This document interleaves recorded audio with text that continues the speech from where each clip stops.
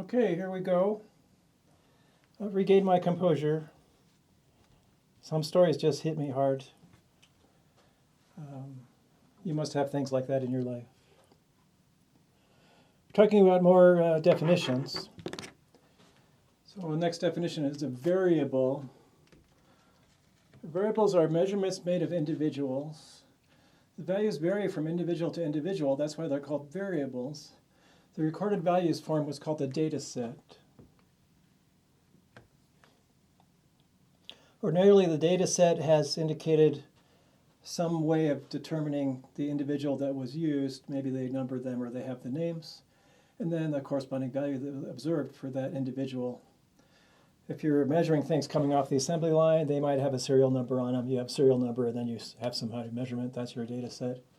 Ordinarily, you don't analyze the serial numbers or the names. You just analyze the values that are recorded. So you can think of those values as being the data set, even if you didn't have the tags attached of where they came from. So like if you're measuring apples in a bag of apples, you're just going to weigh them. You're not going to keep track of, you might keep track of what bag they came from, but that's all you get. An example of variables, here are the individuals in question. The individual students in this class. Those are the individuals. And then the kinds of things you might measure from the students in the class.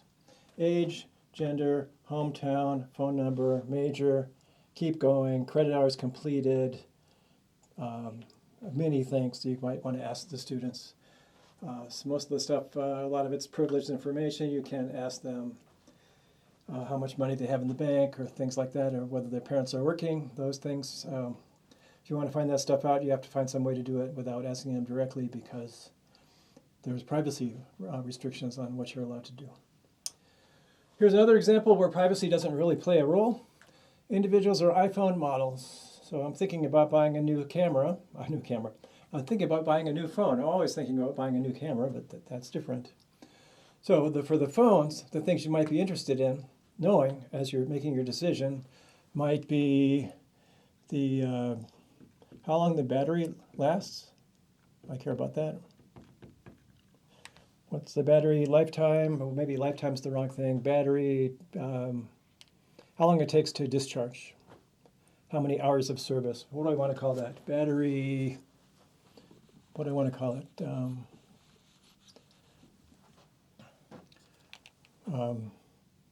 Working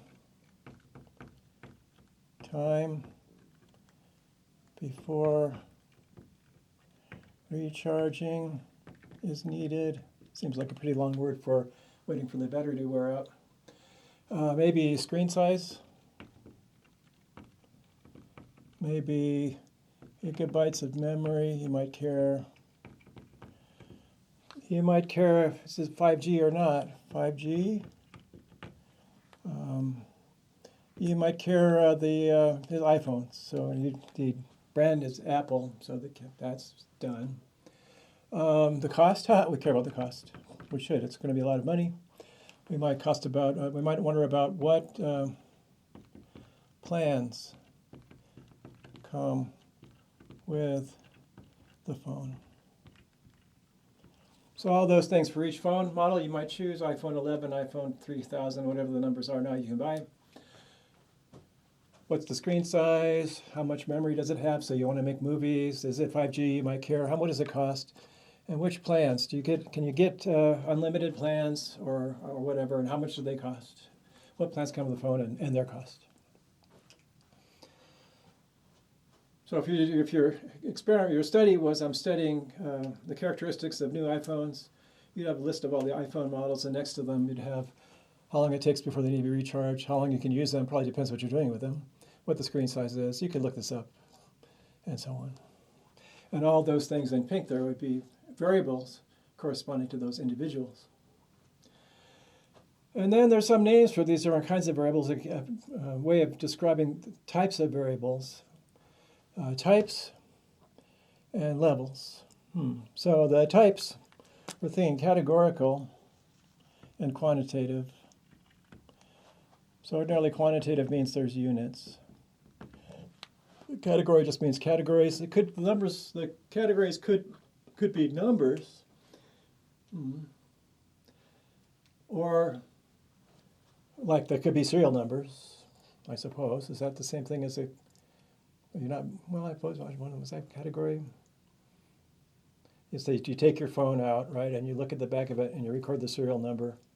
It's not really units. I guess that's a categorical variable. It's just you can maybe find what factory it came from or something using that. Quantitative, basically numbers, but the numbers usually have units because you want to be able to add, subtract, and multiply, divide, possibly. Categorical is just categories. In the category section, you have nominal and ordinal. Nominal just refers to a name, a way of distinguishing one from another. So maybe serial number is a nominal category. Ordinal says you have a way of distinguishing one from the other, but there's some reason to think one is bigger than the other. So maybe a serial number would be ordinal, categorical, because the serial numbers have a natural order to them, but they don't really correspond to any units. Maybe units would be iPhones. Ordinarily, that's not how you do it. Ordinarily, huh? Ordinarily. So you might think nominal, ordinal. Ordinal, usually if it's used in the English language, maybe hot, warm, cold, freezing. How hot? What's the temperature outside? Pretty hot, not too hot, pretty cold. That's categorical, but there's an order to it. Nominal would be things like, what's the sky look like? Sunny, cloudy, rainy. There's no reason to categorize those one as being higher than the other. It's just names. Maybe it's windy outside, something like that. Over in quantitative, there's two kinds of quantitative variables, interval and ratio. Interval means it makes sense to subtract one from the other. And ratio says it makes sense to take ratios, so there's a common 0 point. A typical interval kind of variable you might record is temperature outside. It makes sense to compare temperatures from day to day, 5 degrees warmer today than yesterday, or 5 degrees less or colder than yesterday. But it doesn't make sense to say because it's 80 and yesterday it was 50, that you take 80 and divide by 50 and that's how much hotter it is. That doesn't make sense. And that's because the 0 point is kind of random or arbitrary with temperature.